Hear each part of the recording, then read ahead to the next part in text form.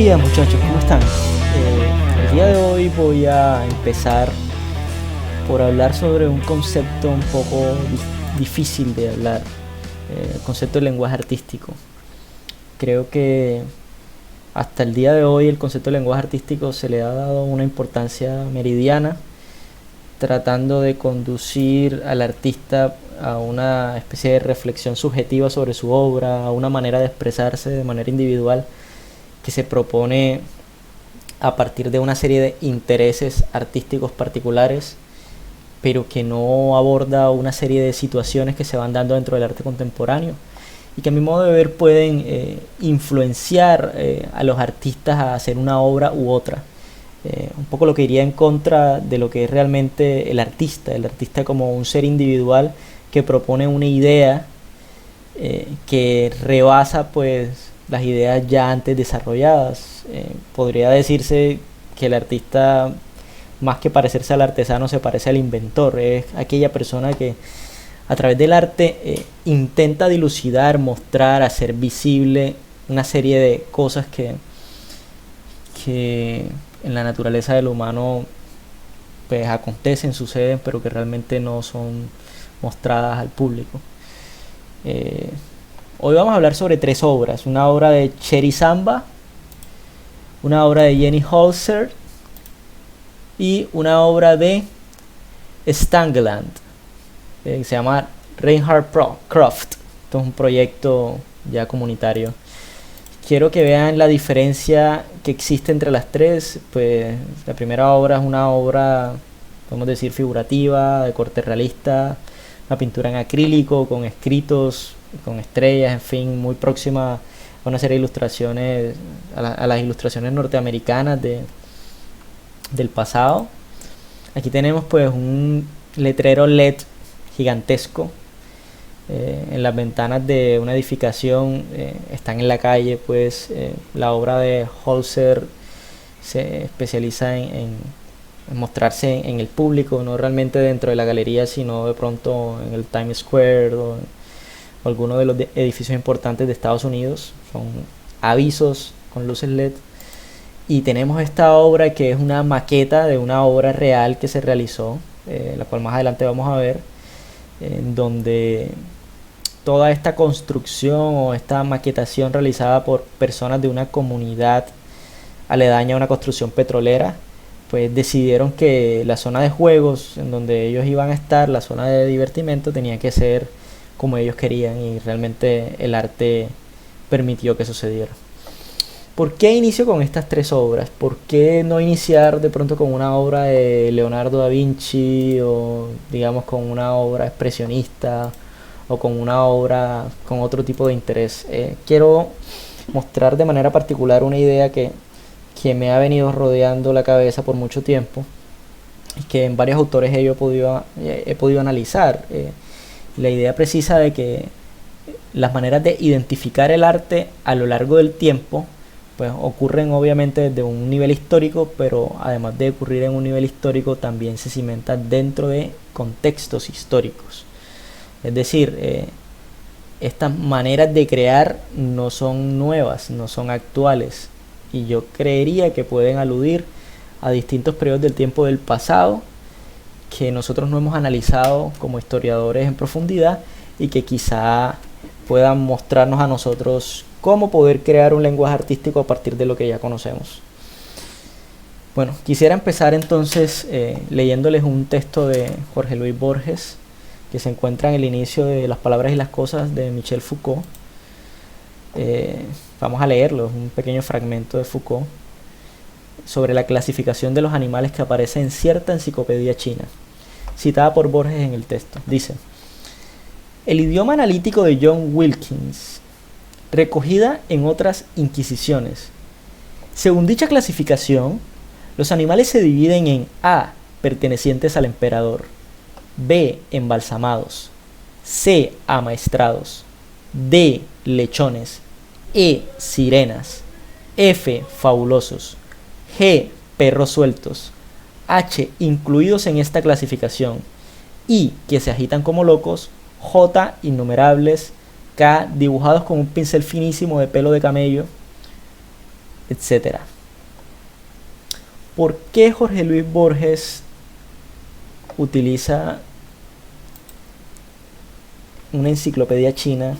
Obviamente pues una enciclopedia creada por él para poder describir la clasificación de los animales, y la hace de la manera tan extraña como nosotros lo estamos viendo. Voy primero a empezar con una ilustración. Voy a comenzar a dibujarles un poco el asunto como yo lo percibo, y a partir de ahí vamos a analizar por qué él hizo eso. El arte se divide por una serie de regímenes de identificación. Vamos a dibujarlos aquí. Un primer régimen de identificación, llamado el régimen mimético.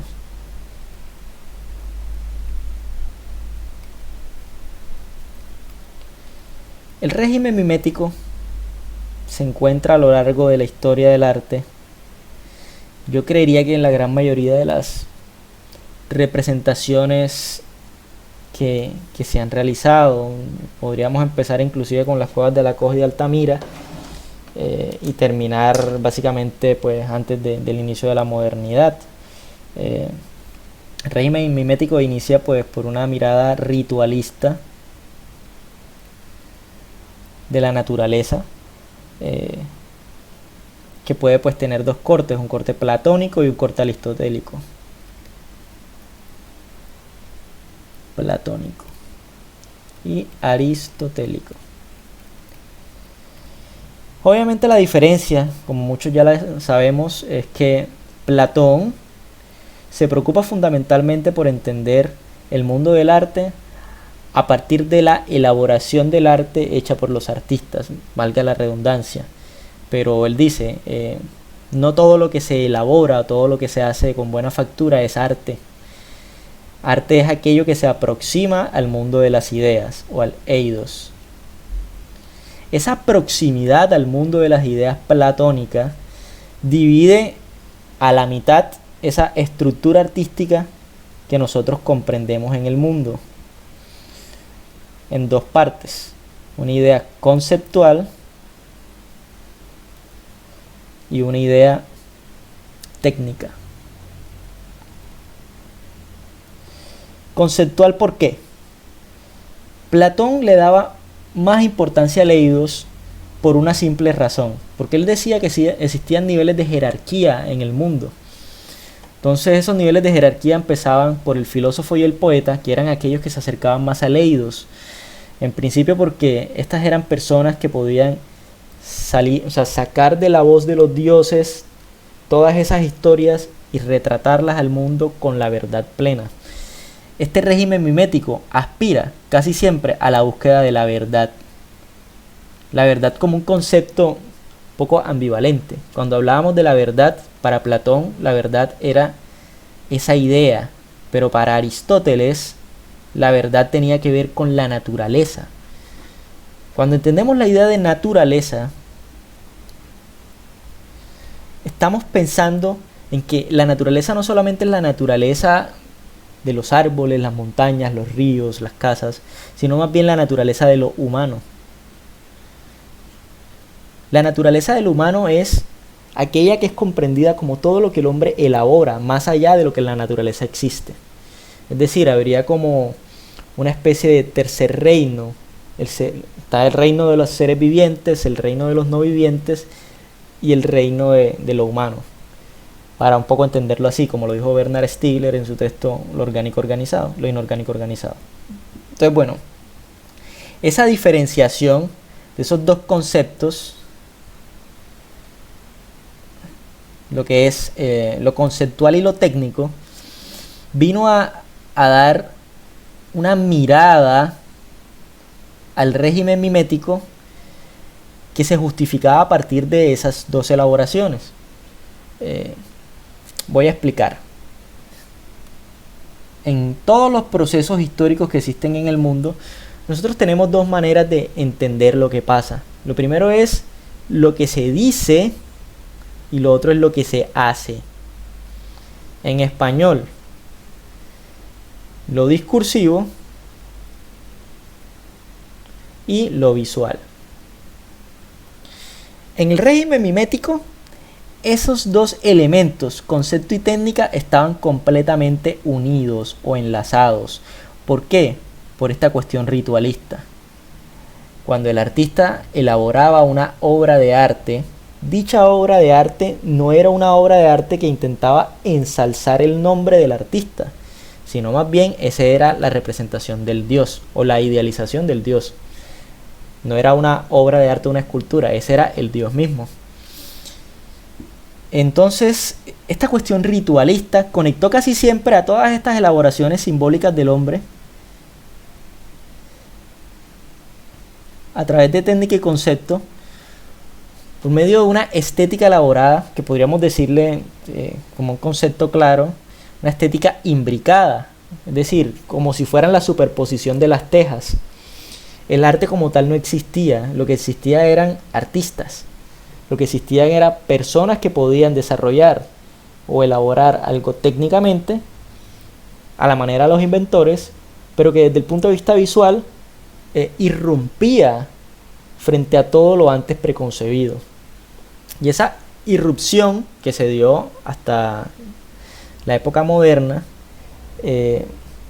fue la que permitió que el régimen mimético pues elaborara, hiciera que el hombre realizara una serie de obras que en su profundidad, vamos a ver la obra de este señor de Cherry Samba, que en su profundidad intentaron acercarse o aproximarse a la naturaleza.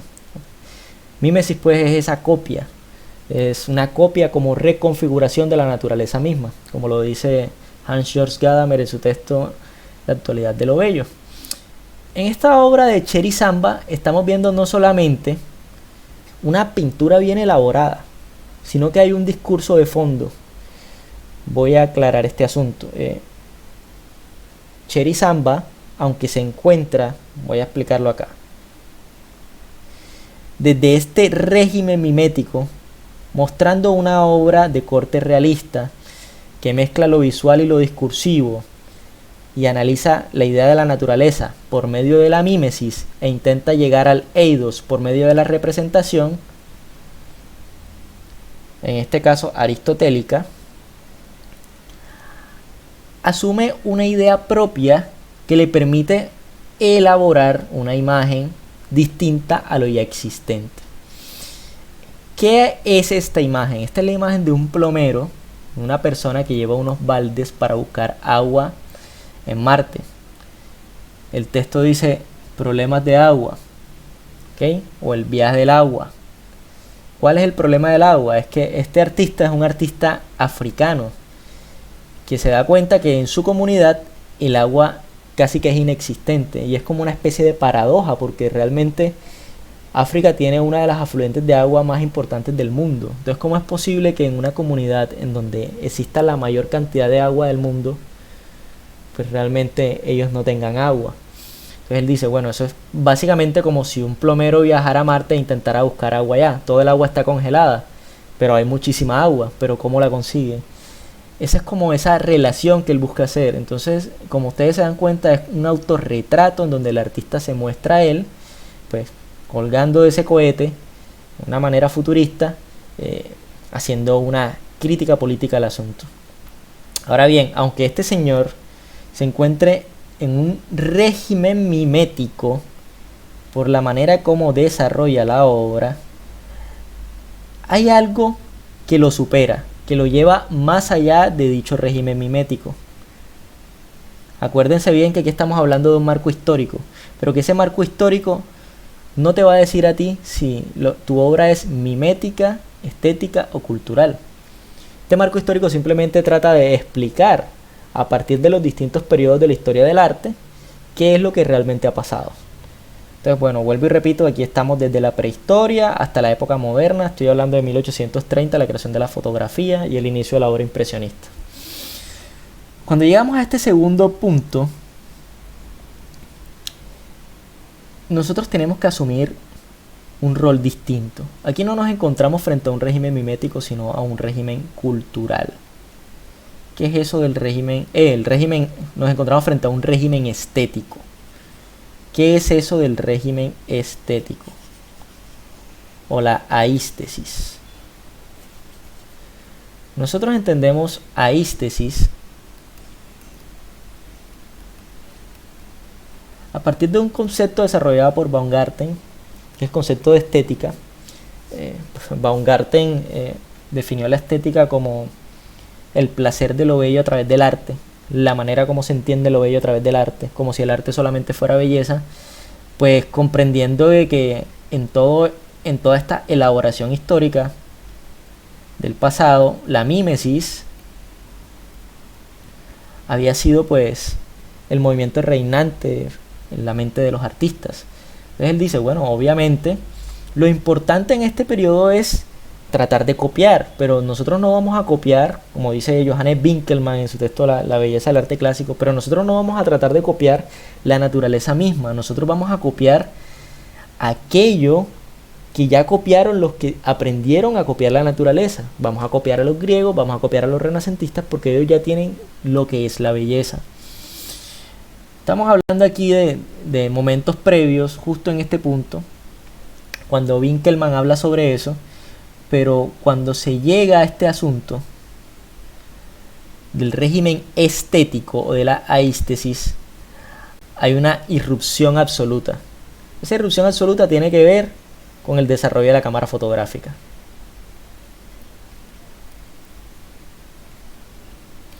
Con el desarrollo de la cámara fotográfica, el artista comenzó a comprender una serie de asuntos que antes no había visto. Primero, la cámara fotográfica resolvió el problema de la representación. Y esa dualidad, vamos a ponerla aquí, Platón, Aristóteles, esa dualidad entre la idea y la técnica se fractura completamente. ¿Por qué existe una fractura? Antes idea y técnica eran importantes porque los procesos de elaboración del artista, la manera como él expresaba la idea a través de la obra, permitía al artista conectar estos dos asuntos. Pero cuando se resuelve el asunto de la técnica en búsqueda de la mímesis o de la copia de la realidad a través de la captura de la luz en la cámara fotográfica, se irrumpe este asunto, ya que todos los artistas que estaban preocupados por desarrollar dicha mímesis o dicha copia de la realidad entran en crisis y tienen que comenzar a buscar en la idea la respuesta de todo aquello que en la técnica no conciben. Precisamente cuando ellos comienzan a hacer esto, comienzan a elaborar su obra, voy a poner un caso puntual, pero hay muchos casos puntuales. En el caso de los impresionistas se dan cuenta que ya no es importante pues crear la obra como tal, a color, la copia de la realidad, sino tratar de copiar la luz, tratar de entender la luz en cierto momento exacto del día. Por eso ellos pintan tan rápido.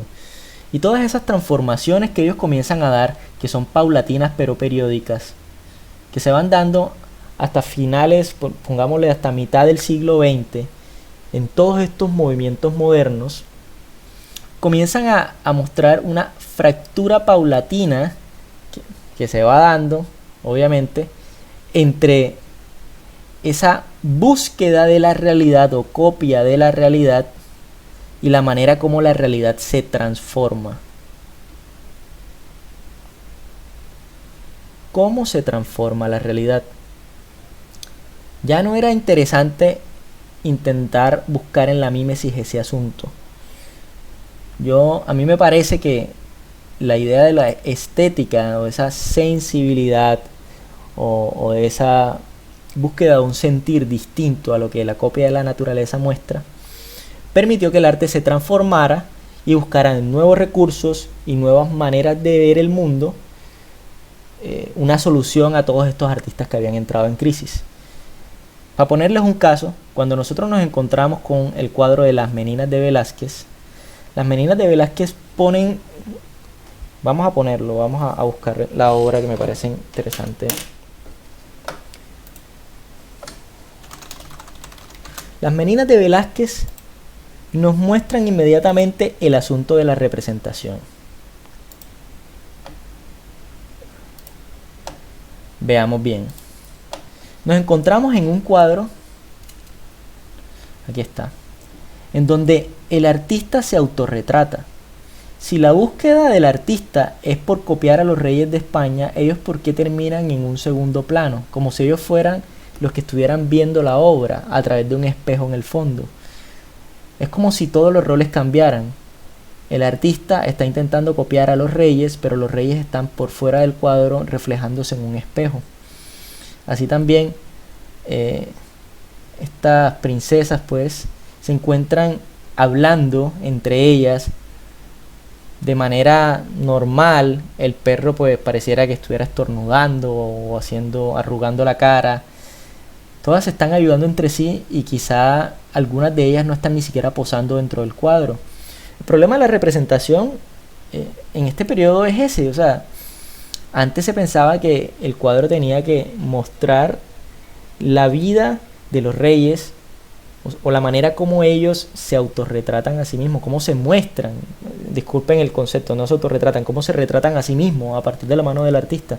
Pero en esta ocasión los reyes no son importantes, lo importante es el entorno, la búsqueda por un espacio nuevo, la relación o la interconexión que hay social entre todas estas personas, el espectador como un personaje importante, el artista como el creador. Todas esas ideas son importantes para el problema de la representación y son ideas que han venido desarrollándose hace mucho tiempo. Desde el inicio de este régimen mimético, una de las búsquedas principales era la de poder representar la perspectiva como una mentira. No se los voy a negar, esta es la mentira más grande que hay. Yo diría que toda esta obra profundamente mimética o copista siempre buscó relacionar un espacio realista, darle distancia a las personas y al lugar en donde se encuentran, como se ve realmente en la realidad. La búsqueda de la perspectiva en ese sentido es de las búsquedas más importantes que se da en el régimen mimético. ¿Qué pasa en el régimen estético? En el régimen estético existe un asunto que es la ruptura política de esa idea. Y es que como el arte comienza a reestructurarse por sí mismo, porque se está transformando, porque el arte entró en crisis y comenzó a buscar en la idea platónica cómo entenderse, cómo buscar nuevas maneras de representar el mundo, el arte dejó de pensar en esa idea de la perspectiva y comenzó a aplanar los espacios. Esto es una mirada política. Política porque los artistas decidieron irrumpir la imagen, ir en contra de la imagen. Y al ir en contra de la imagen, se dieron cuenta de que existían nuevas posibilidades de la imagen misma. Pero esa idea política no solamente se vio en la representación de los cuadros. Esa idea política también se vio, por ejemplo, en el uso de los materiales. Reinhardt creo que hace una exposición de cuadros que son solamente lienzos blancos, porque a él lo que le interesa es el lienzo.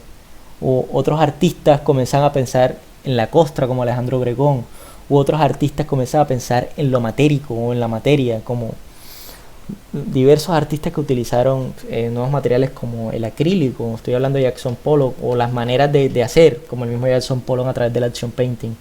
Entonces esa búsqueda política comenzó a buscar cambiar esa idea de reflexión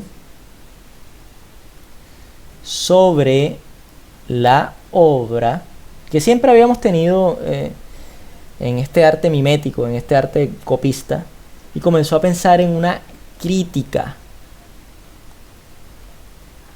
hacia el arte.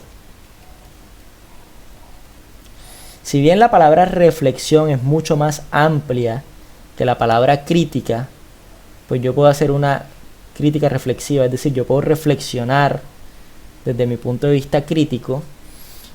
El arte comenzó a decantarse y a disminuir, por eso coloco una pirámide, sus maneras de crear.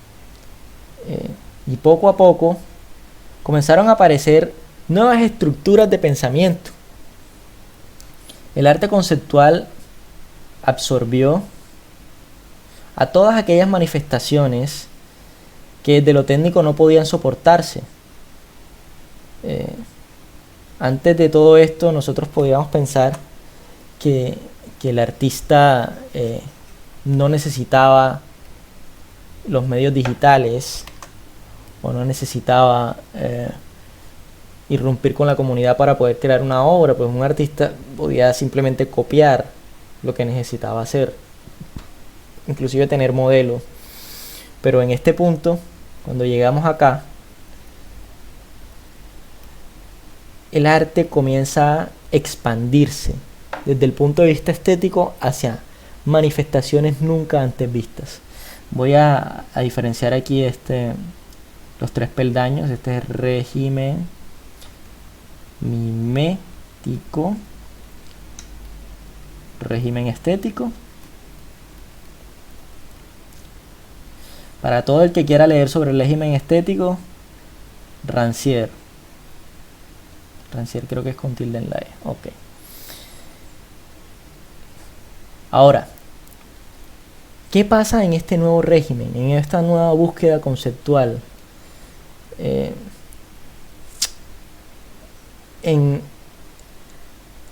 De cierta manera el arte siempre busca en sus cimientos reestructurarse.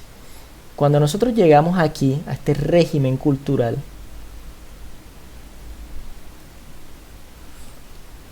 estamos aproximándonos nuevamente a esa mirada ritualista del régimen mimético. Voy a explicar este asunto. Hay unas nuevas prácticas artísticas llamadas prácticas artísticas de arte relacional. El arte relacional es el arte con la comunidad. El arte mimético es el arte que buscaba, a través de la copia de la naturaleza, aproximarse a la comunidad a través de un acto ritualista. El régimen mimético, acuérdense, vuelvo nuevamente al ejemplo de la estatua, la escultura no era la obra del artista, sino que era el dios mismo. En el régimen cultural, lo importante no es el artista, sino la comunidad. Tenemos la obra de Riquín Tirivanilla, vamos a ponerlo por acá, ustedes lo conocen.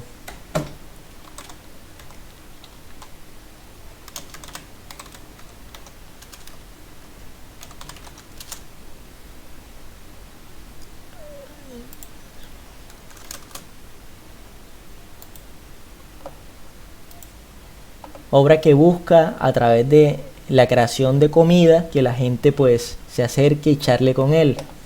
Tenemos esta otra obra de Jenny Holzer, que usa el recurso del marketing publicitario para colocar frases que pongan a pensar a la gente. Aquí lo importante no es tanto la obra, sino la reflexión que hace la gente sobre la obra. Tenemos inclusive esta obra, tenemos aquí de Reinhardt, Sylf-Helene Stangeland, que consiste pues en la elaboración de una maqueta para un parque de diversiones en un pozo petrolero. Vamos a ver esa obra en profundidad.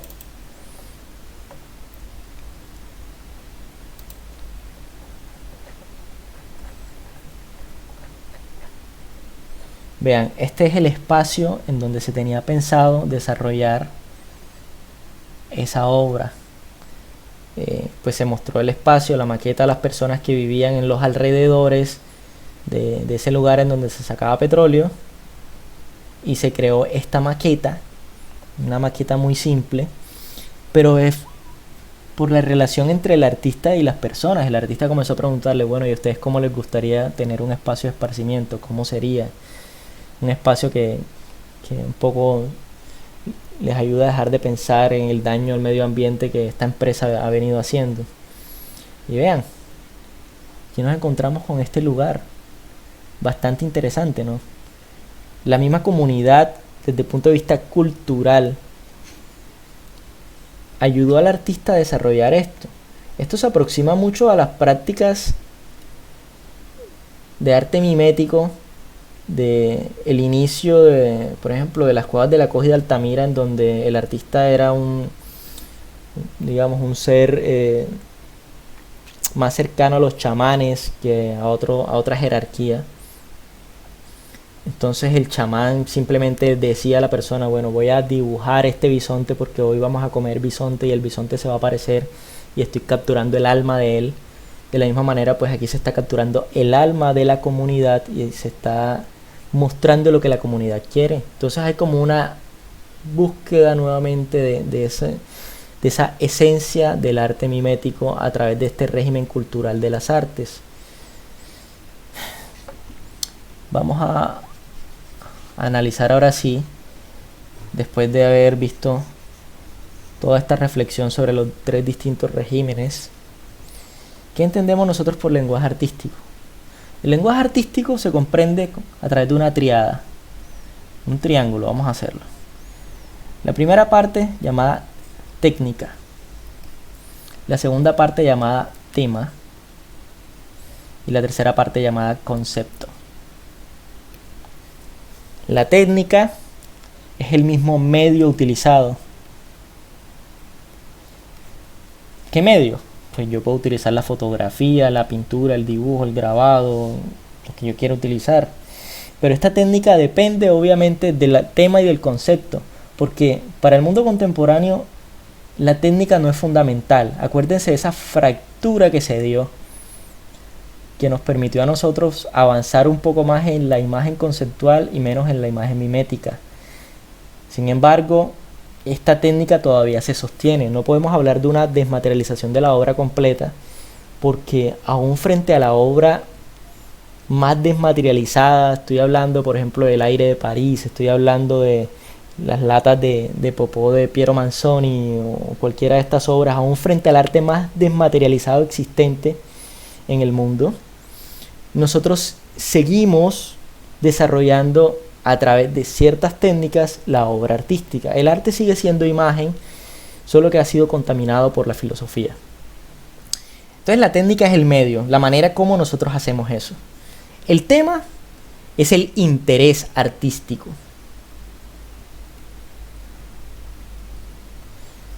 Como ustedes verán en las obras de estos tres artistas, pues aquí el tema es no sé, la explotación de los recursos minerales. Aquí tenemos el tema pues del pensamiento de la comunidad. Aquí tenemos el tema de la falta de recursos hídricos en África. El tema es el interés artístico. Generalmente en el tema tú encuentras información valiosa. El artista funciona como una especie de investigador que lee continuamente sobre ese asunto, sobre la cuestión del tema. Mi tema es, voy a poner el ejemplo, las mujeres desnudas. Sin embargo, ese no es mi concepto. Mi concepto es completamente distinto. ¿Por qué? Porque el concepto es el que va a demostrar dentro de tu proyecto artístico cuál es la importancia del mismo.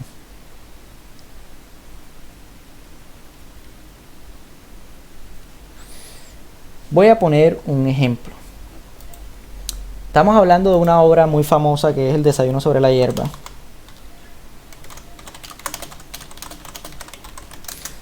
De Manet. Aquí la tenemos.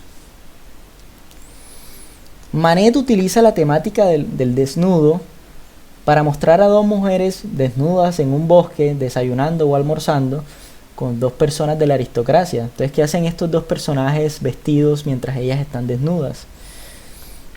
Eso fue lo que hizo Monet. Utilizó un tema de interés que era el desnudo artístico para conectarlo con una idea propia que él tenía. Esa idea propia es la que nosotros venimos a llamar concepto. Cómo nosotros utilizamos un tema existente para hacer un proceso de reflexión que puede ser crítico o no y que puede dar cuenta sobre la manera como desde el punto de vista individual yo como artista analizo la cultura y propongo a través de la imagen esa búsqueda. Entonces, si la técnica es el medio y el tema es el interés artístico, el concepto sería la idea desarrollada a partir de dicho interés.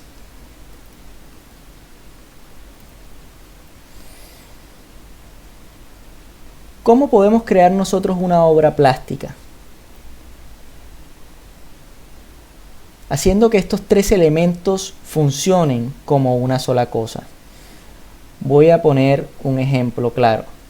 Imagínense que yo intento hacer una obra plástica sobre el encierro de aves específicamente. Ese sería mi tema común. Técnicamente, ¿yo cómo puedo expresar el encierro? Si yo expreso ese tema con un medio como el dibujo, pueda que yo pueda crear un asunto de reflexión, pero es un asunto de reflexión que se queda simplemente en el papel, en la búsqueda de proyectar eso como un encierro posible, pero no como la posibilidad real del encierro. Si yo lo expreso a través del grabado, el grabado va a mostrar una serie de serializaciones, valga la redundancia, serie de serializaciones, pero esa serialidad del grabado muestra cómo ese tema es consecuente y reiterativo. Si yo muestro este mismo tema a través de la pintura pues a través de los colores fríos, cálidos, tierras, complementarios, las tríadas complementarias, pues puede mostrar una serie de sensaciones distintas, porque hay encierros que son buenos y hay encierros que son malos. No es lo mismo pintar una escena de una celda donde una persona está encerrada con tonos grises, a mostrar el encierro del hogar o una niña que se encuentra encerrada en su casita de muñecas. Son dos encierros completamente distintos y causan dos sensaciones distintas para el espectador. Si yo hago ese mismo tema del encierro a través de una instalación,